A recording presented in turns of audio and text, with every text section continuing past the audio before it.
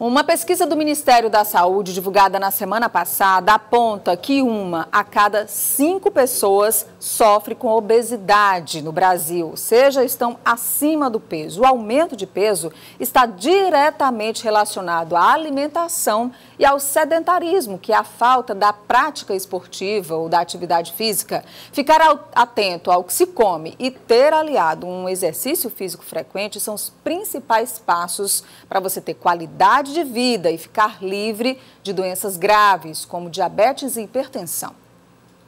Seu Altevi tem 60 anos e mais de 40 deles foi convivendo com a obesidade. O advogado já chegou a pesar quase 90 quilos. Eu era muito cansado, não tinha mais disposição, era difícil até levantar de manhã para trabalhar, já acordava esmurecido, sem muita coragem. Liliane também conta que já viveu dias difíceis com a balança. Há 2 anos ela pesava quase 100 quilos e lembra das limitações que a obesidade lhe provocava. Eu tenho 2 filhos pequenos, eu não conseguia acompanhar meus filhos, correr, brincar direito com meus filhos. Eu me sentava e brincava com eles. Hoje não, hoje eu corro, boto na cacunda. A cada dia, a obesidade atinge cada vez mais pessoas. No Brasil, nos últimos 13 anos, houve o maior índice registrado da doença. Recentemente, o Ministério da Saúde divulgou uma pesquisa que revelou que 55,7%, ou seja, mais da metade da população brasileira, está acima do peso. O problema atinge principalmente adultos nas faixas etárias de 25 a 34 anos e de 35 a 45 anos. Estudiosos afirmam que o aumento desse índice está associado a uma má alimentação. Nossa equipe foi então até um supermercado com uma nutricionista para nos explicar que tipos de alimentos devem ser evitados para não aumentar o percentual de gordura. Segundo ela, é preciso eliminar o consumo de produtos industrializados, como, por exemplo, massas, salgadinhos, refrigerantes e biscoitos recheados. As pessoas acham que açúcar é só... Eu tenho que controlar o açúcar de mesa, aquele que eu coloco, né, para adoçar. E, na verdade, a maioria dos carboidratos brancos, eles contêm açúcar. Então, evitar o excesso desses açúcares na alimentação contribui bastante para você controlar o peso. Cientes do que não devemos comer, hora de partir para os ingredientes para uma alimentação saudável. Os vegetais eu coloquei aqui para mostrar para vocês. Aqui nós temos a berinjela, nós temos o brócolis, nós temos aqui cenoura, abobrinha, nós temos o alface, o couve-flor, né? Temos o feijão, nós temos aqui a vagem, o pimentão, antioxidantes, minerais, ferro, zinco, enfim, riquíssimo em todos os nutrientes que nós precisamos. O sedentarismo também pode acarretar uma obesidade. A prática de atividades físicas ajuda a evitar a doença. E foi pensando nisso que há 8 anos nasceu esse grupo de corrida em Teresina. Desde 2016, Liliane corre com a turma. Além de perder 30 quilos, ela ganhou novos hábitos. A pessoa, quando vai correr, ela precisa de algumas mudanças.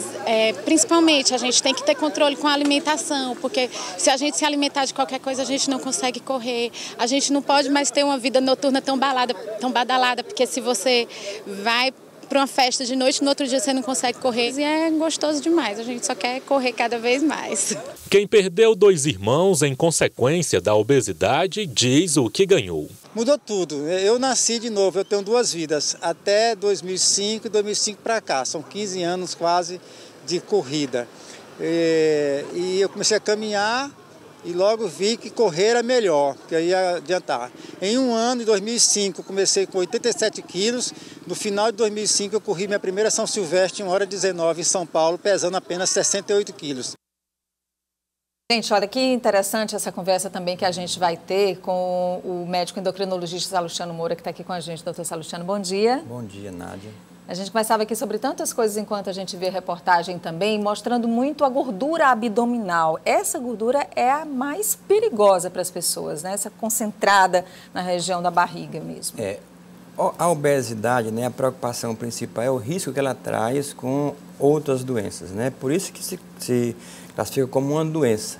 Porque apenas é um padrão estético, para os nossos dias não é bonito a pessoa ser gorda, mas além disso também, né, se o indivíduo permanece gordo por muito tempo, ele tem uma chance maior, né, também é obrigado, né, a ficar diabético, a tornar-se hipertenso, a morrer de um infarto, mas ele aumenta o risco em 3 a 4 vezes em relação ao indivíduo magro.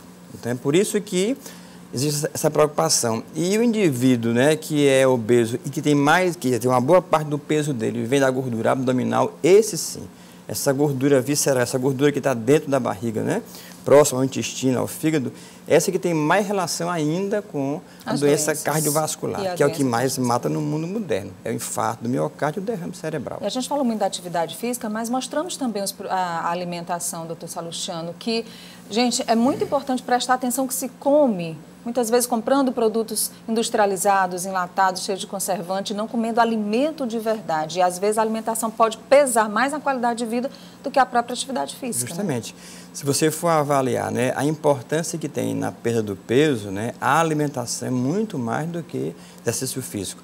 Ele é importante para melhorar a performance do coração, a massa muscular, você perde um pouco de gordura, mas o que você perde mesmo é fazendo balanço energético negativo. Porque nosso organismo ele tem basicamente 3 gastos de energia por dia, vamos dizer assim. Em 24 horas eu tenho o meu basal. Se eu ficar o dia deitado, mesmo assim eu gasto muita caloria. Cerca de 2/3 do que eu gasto vem desse meu basal, que é para me manter vivo, o coração bater, o cérebro pensar, o pulmão respirar. Uma pequena parte você gasta quando está se alimentando. E a outra parte que é o movimento espontâneo, a atividade física. Essa que você pode aumentar. Você pode mexer com relação ao gasto de caloria é no esforço físico, certo? E isso é o que sai. O que entra é a alimentação. Então, se eu puder, né, diminuir essa alimentação em relação ao que ela tem de caloria, que é carboidrato, que é massa, que é açúcar, que é gordura, e aumentar mais a proteína, eu vou fazer um balanço negativo. Então, no final do dia, eu vou estar com caixa negativo. Aí o corpo vai lançar a mão das minhas reservas, né, que é a caloria que está na gordura. Então, aos poucos, eu vou chegar a um ponto de equilíbrio. É uma matemática que sempre dá certo essa aí, né, doutor? E é importante também lembrar que o organismo, né, à medida que eu perco peso, esse metabolismo basal vai baixando. Quer dizer, ele passa a ser um corpo mais econômico ainda.